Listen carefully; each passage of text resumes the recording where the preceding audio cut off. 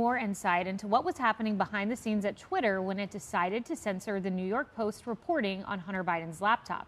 The new boss there, Elon Musk, now signaling that he may release more information on how and why the company tried to shut down the story back in 2020. One Twitter user posted this: "Raise your hand if you think Elon Musk should make public all internal discussions about the decision to censor the New York Post story on Hunter Biden's laptop before the 2020 election in the interest of transparency." Steve Ducey's hand is raised. Mine is raised. Apparently, Elon Musk raised his hand as well, responding with this: "This is necessary to restore public trust." Kat, we know that there was an admission from Jack Dorsey that the story shouldn't have been censored. I was White House press secretary at the time, posted the story on my personal account. I was banned. The third largest newspaper in the country banned. I've been saying for a long time, I hope he releases this information. I'm so thrilled to see this. Same. My hand is raised. Also, when people talk about disinformation, misinformation, there's so many examples to point to, including this one, where we don't really know what that is, because this was misinformation, this was disinformation, and it was completely true. So when you say you want to fight against misinformation, disinformation, all you're really saying is that you want the government to be able to sanction certain information and say that certain information is not sanctioned, which is the opposite of what should be happening in a country where we have free speech. Yeah. Government is made of fallible humans, even if there was no political bias, when there clearly is political bias when it comes to an example like this. Oh, for sure. And I love, Jim Jordan, speaking of government, he wants to get to the bottom of why there was that letter that went out from 50 intel agents and why the FBI contacted Facebook about censoring misinformation. Kara, listen to this. This is Mark Zuckerberg on the government contacting him. There was a lot of attention on Twitter during the election because of the Hunter Biden laptop story. The New York Post. Yeah, we had that too. Yeah, so you guys censored that as well? The FBI, I think, basically came to us, some folks on our team, and was like, hey, just so you know, like, you should be on high alert. There was we thought that there was a lot of Russian propaganda in the 2016 election. We have it on notice that basically there's about to be some kind of dump of that's similar to that. So just be vigilant. And then they censored the Hunter Biden story, or at least stopped the circulation to some degree. Yeah, so I used to work at Facebook, and we called things like this. Yeah, sorry, I'm done now. My mom was like, get out of there, and I did, so thank you, Mom.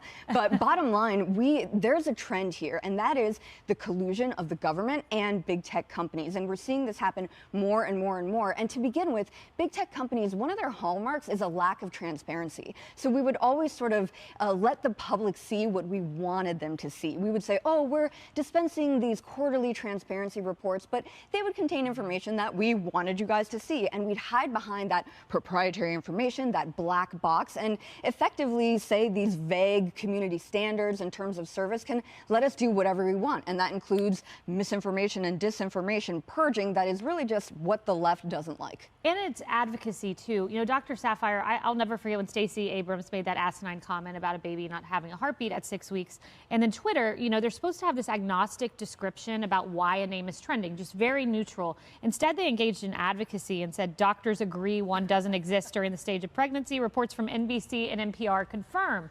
This is before Elon took over, but my point is this is broader than Hunter Biden. It's issue by issue. We've seen this kind of advocacy and bias. Well, undoubtedly, and thankfully, we were here together on this couch when Stacey Abrams said that, and we were quickly able to debunk what she said.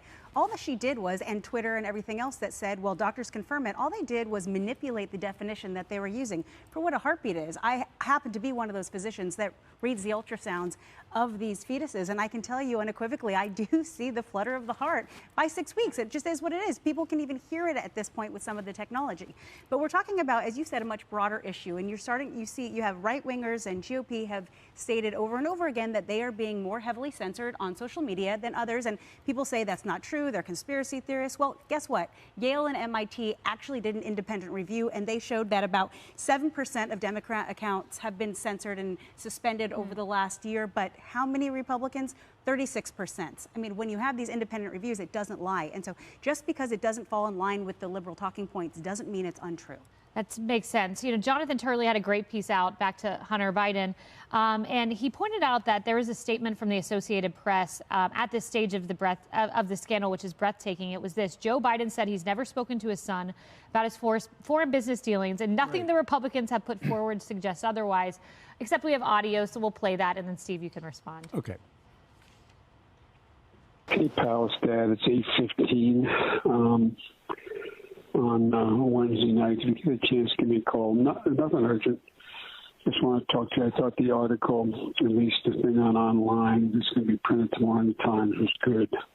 I think it's clear. And anyway, if you get a chance, give me a call. I love you. The article, of course, was about the business dealings. Right. And famously, it was that darn White House reporter Peter Doocy who asked then candidate Joe Biden at the Iowa State Fair. He said, "Have you ever spoken to your son about his overseas business dealings?" And then the future president kind of yelled at Peter and said, "No, I haven't." Asked the right questions. Nobody knows exactly what that meant. But going back to what has happened since then, remember, let's go back 6 years. To 2016. And after Donald Trump was elected president, the social media companies, you were probably at Facebook then, they all got together. They did an autopsy. What happened? We let him win. We can never do that again. And so they unified. Exactly. They were a united front. Yep. Well, now that Elon Musk has bought Twitter, he's blowing that up because suddenly you got somebody on the inside who can, he can say, hey, he can call somebody and say, bring me the paper trail. I want to see what happened. And so it will be interesting to see, was there coordination between the Joe Biden campaign and these big social media companies?